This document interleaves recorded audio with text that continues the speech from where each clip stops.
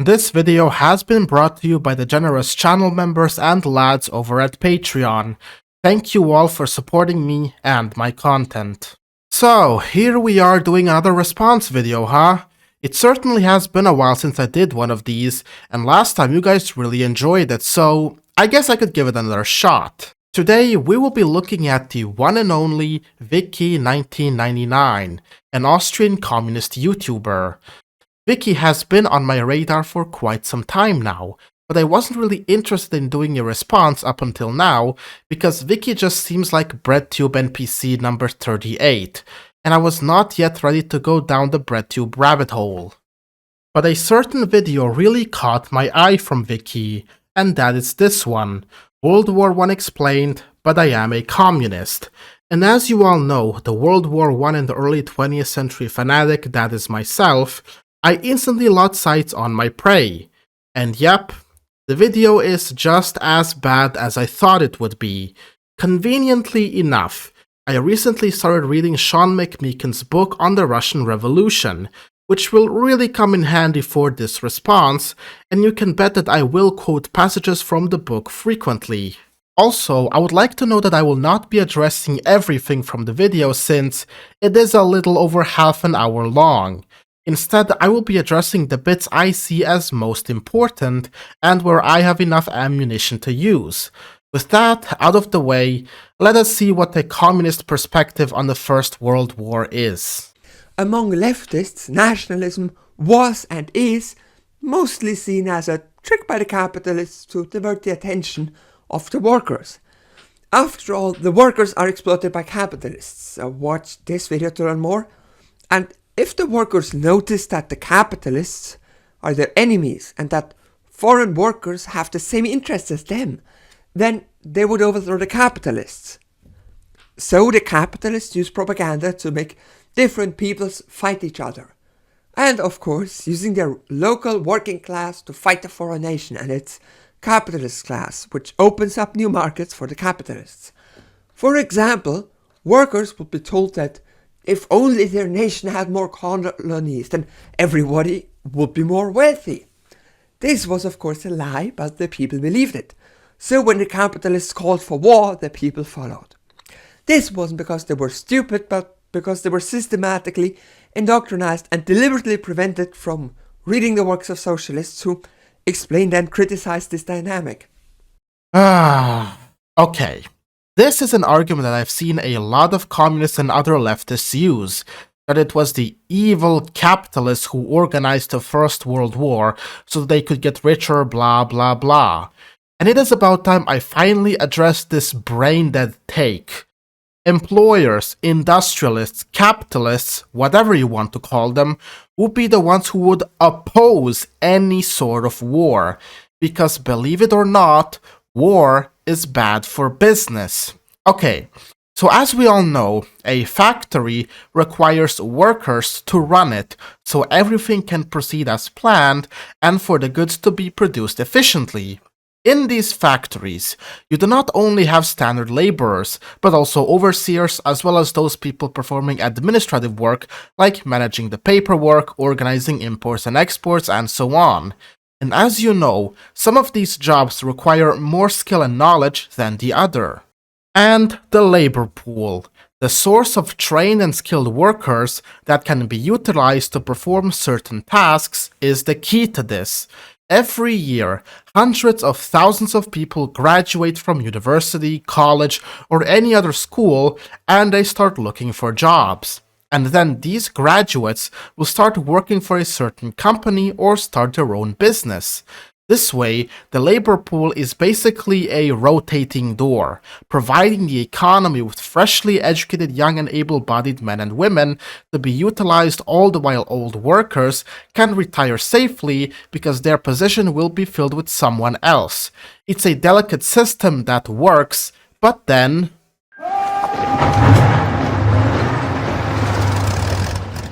so, now that your country is engaged in an all-out war with a neighboring country that your military might matches or is outnumbered to, the country's prime focus is now to win this war. meaning they are diverting more resources to the army and initiating conscription. And if they initiate conscription, all those educated, able-bodied people are snatched away to serve in the army, leading to the labor pool getting partially paralyzed. And then, guess what? These workers die in war, meaning that the labor pool is shrinking and getting smaller, with the demand for workers outweighing the available amount of it, meaning your business is going to be in the red with no profits. But Lavader, Viki said that they were waging war to expand the market and get more resources. And yes, this is true, but this may be just my opinion, but all those new markets and resources are basically useless if all the people who are able to manage them are dead. According to Viki, these countries that win the war should experience some form of economic growth now that their market expanded. Let's check in with the United Kingdom. How are you doing, old pal? Economic depression, unemployment at 17%, a lack of exports, and stagnation that lasted an entire decade. Okay, maybe that is just Britain. What about France? Industrial and agricultural production down by 45%, and with France needing to ease immigration laws just to fix their labor shortage. Because which economic genius would have imagined that if 1/4 of your young population died, the economy is not going to do well? And this is not even mentioning the amount of post-war destruction. And if your factory was anywhere near the front lines, you would be lucky if your factory after the war did not look like this. The only industry that profits from a war is obviously the arms industry, because during a war, guns, artillery, and everything else is going to be in high demand. But the war industry doesn't even make up 90% of a country's economy, and this euphoria only lasts while the war is raging. So, if you had any other kind of company during a large-scale continental war, that company is going to have a bad time. So yeah, war is bad for business, believe it or not. Who would have guessed that if large parts of your and the country's workforce dies, and your factories get damaged or blown up during a battle, you are not going to experience your best years anytime soon. Which is why it is crucial for any industrialist and capitalist that peace is preserved, so the labor pool flows smoothly as always, and so that the consumers buy. Only in peace can your business prosper and grow. The Tsar declared himself leader of the army, even though he was not qualified at all. He immediately introduced conscription, which was unpopular, because most Russians were practically feudal slaves who couldn't give less of a shit about the Austrians shelling Belgrade. And now they were forcibly conscripted. And because of this quick expansion of the army, and the fact that Russia was not rich, meant that the entire economy was used for war. Practically feudal slaves, huh? It seems that Viki is not aware of the fact that serfdom in Russia was abandoned in like 1861. But the peasants were still living under very harsh conditions and could barely get by, right? Well, this is where Russian Prime Minister Pyotr Stolypin comes in. He was Prime Minister of Russia from 1906 until his tragic assassination in 1911. But his reforms strengthened Russia's economy and the state of peasants, as McMeekin would write, quote, Stolypin muscled laws through the Second Duma that protected citizens from arbitrary arrests, enacted a progressive taxation system, and extended insurance benefits for state workers. The most important Stolypin initiatives were in the realm of land reform. A new law freed Russian peasants from obligations to local communes, allowing the enterprising ones to turn their communal strips into private holdings, with the peasant land bank extending them credit on relatively easy terms.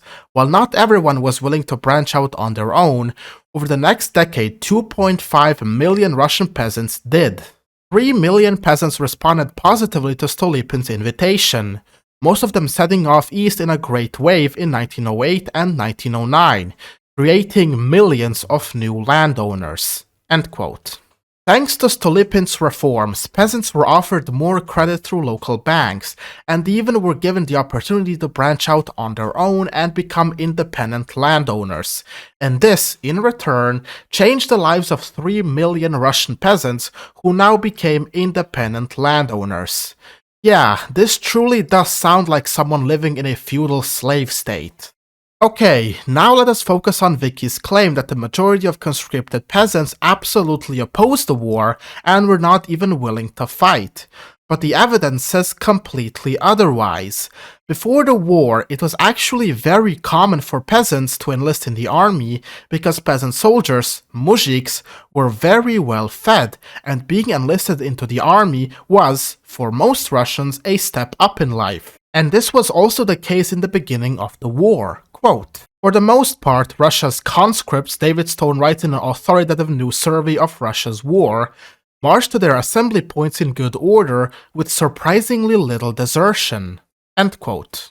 Because, as I said, there was practically every reason why a random Russian peasant would enlist in the army.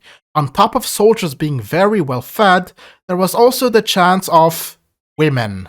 To the shock of Russian journalists on frontline tours toot that our soldiers are no better than the Germans. Prostitution was common. Some soldiers' letters, suppressed by censors and discovered a century later, even spoke of orgies. So rampant was sexual license at the front that a special conference was convened at Stavka in May 1916 to figure out how to keep working girls and women out of the trenches.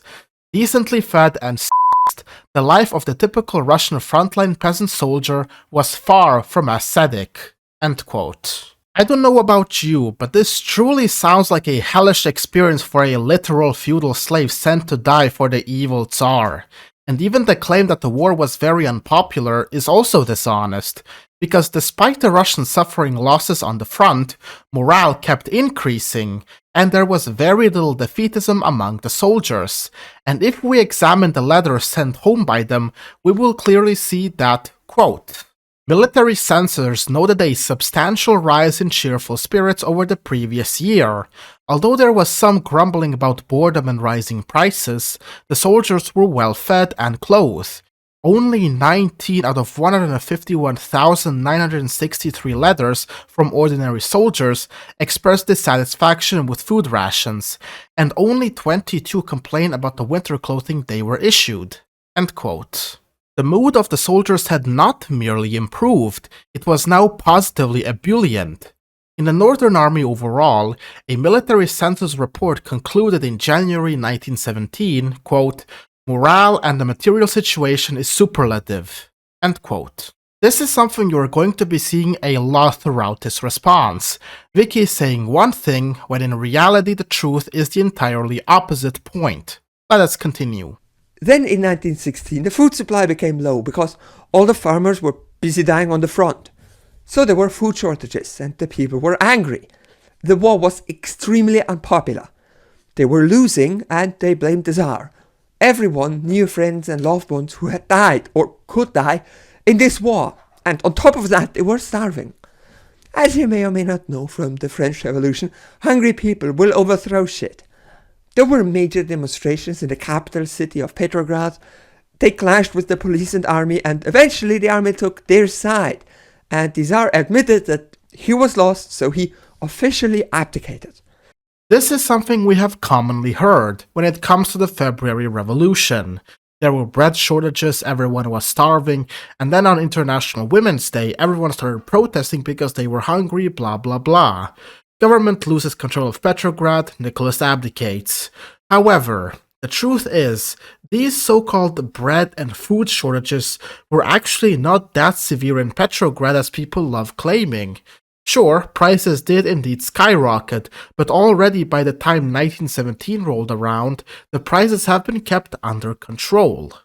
Still, the image many of us have from popular histories of a hungry working-class populace driven over the edge by spiraling bread prices does not accord with material facts. There were few signs of bourgeoising labor unrest in Russia in early 1917. The food picture in Petrograd was satisfactory and improving, if still far from perfect. At no time in January or February 1917 did the city's flour reserve dip below 12 days' worth. The fact is, no one had any inkling of what was about to transpire in Petrograd." End quote. Okay, so if the food situation in Petrograd was not all that bad, then what is up with that giant 300,000 people demonstration that took place? As we know, they were begging for food, down with the Tsar and also down with the war. Or at least, that is what popular historiography wants us to think. Believe it or not, in the very beginning, the demonstration was not even a demonstration, it was literally a party. Yes, a party that got too out of hand and turned into a demonstration. But in the end, they were demanding for the war to end, right? Yeah, about that. We can only surmise what the real motivations of the protesters may have been. Most eyewitness accounts agree that the anti-war sentiments were not, at this stage, prominent. The basic line taken all winter by liberal critics from Milyukov to Guchkov was, after all, that the regime was honeycombed by defeatists and pro-German traders. This was a far cry from pacifism. According to a social revolutionary veteran of the 1905 revolution, Vladimir Zenzinov, the raising of a Down with the War placard in Znamenskaya Square on Saturday afternoon evoked protests from the crowd, and it was withdrawn immediately. End quote. The mood of the protesters was the exact opposite. They were pro-war. Now, I am not going to get too much into the state of Russian politics during the war, but the entire time the liberals and Democrats in the Russian government were promoting the idea that the government was infested with pro-German sympathizers and that they wanted to end the war. The liberals strengthened Germanophobia to such a point that it was all too known that a lot of the Russian aristocracy wanted Tsarina Alexandra dead just because of her German background. And how do we know that the demonstrators were believing these claims? Because one eyewitness mentioned something interesting during the demonstrations. The political mood of the time was captured by a more commonly seen placard reading, "Down with the German woman." But what about the brave socialists who participated in the demonstrations, fighting for their rights? Another eyewitness account would state otherwise. There was little sign at this point of political direction of the bourgeoisie protest movement. While wandering the streets Friday afternoon, Golder observed, the crowd did not seem to be organized. It was a miscellaneous mob of men and women, students, boys, girls, and workmen.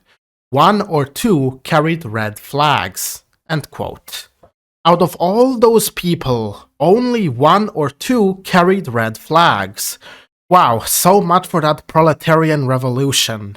Point being, the demonstrations that took place during the February Revolution were anything but a cry for food and an end to the war.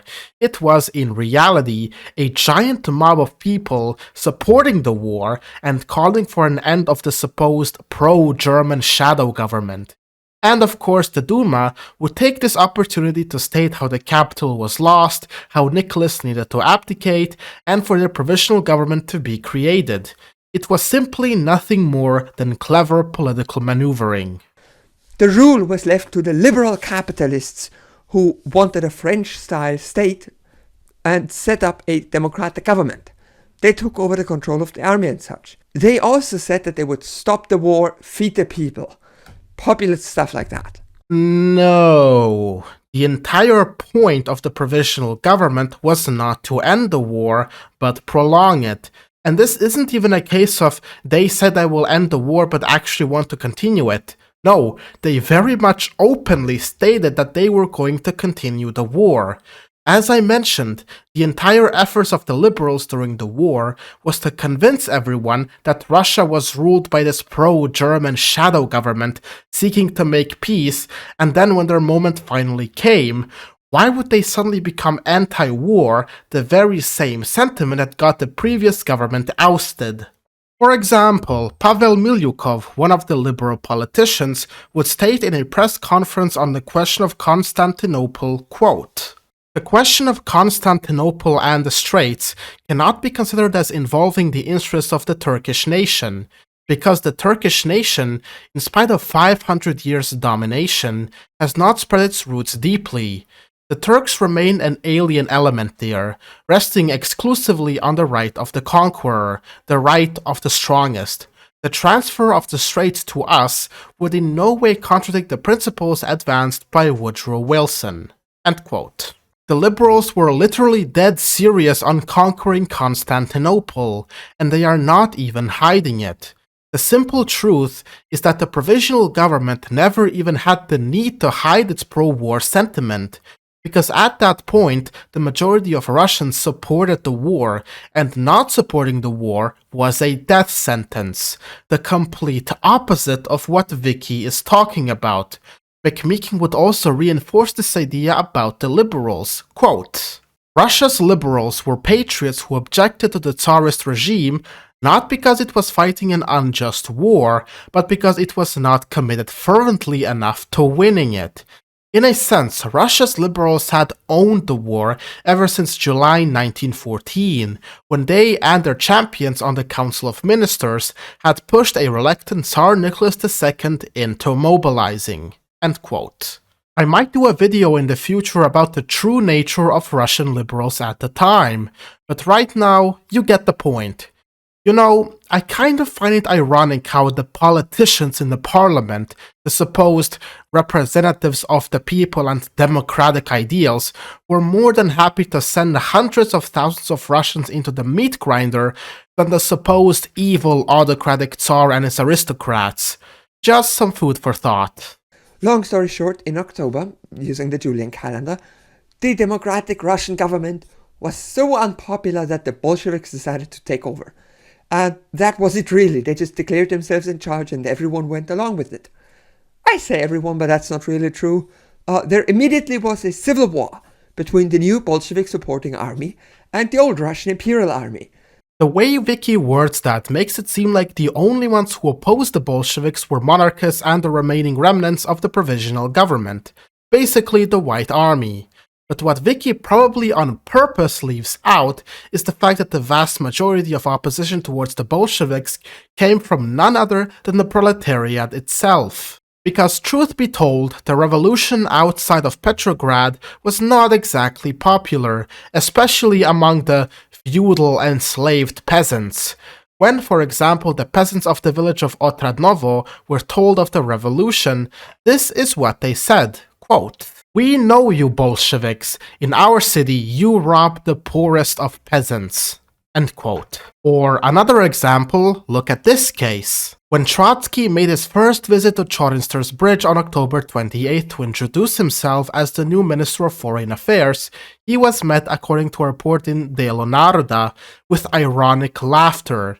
Summoning his pride, Trotsky ordered everyone to return to work. Instead, 600 employees packed up and went home. End quote. Now, why were the Bolsheviks unpopular with the peasants? Well, if you ask me, it probably has something to do with the fact that the Bolsheviks were forcefully taking away all the grain and labor of the farmers in an attempt to feed the cities. And, you know, peasants definitely do not like their food being taken away, which definitely will not result in a large-scale peasant uprising in the future trying to end the confiscation of food. So yeah, Bolshevism, not too popular with the peasants. But what about other middle-class workers? Well, about that. On November 7th, telegraph and telephone workers walked out, followed by transport workers and school teachers, and then Moscow municipal workers. On November 8th, the Union of Unions called a general strike of government employees against Lenin's power seizure. End quote. So basically, this turned into a giant general strike in Petrograd from workers of every kind, and this basically meant that the Bolsheviks lost the support of the very same proletariat they claimed to be representing. In their first 2 months in power, the Bolsheviks had not so much won over the Russian people as harassed and bludgeoned them into submission. And so, the world's first proletarian government was thus forced to devote its primary energies to strike-breaking. Really ironic, huh? So yeah, I would say this is pretty much it. Viki then goes on to talk about a few more things, but they did not really manage to catch my attention. So overall, what did we learn today? It's that the communist view on World War I is basically full of propaganda and misinformation. What a surprise! I truly hope that some of you managed to learn a thing or two from this response. I know I definitely have.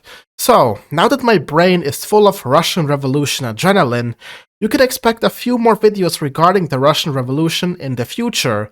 So, I will see all of you when that time comes.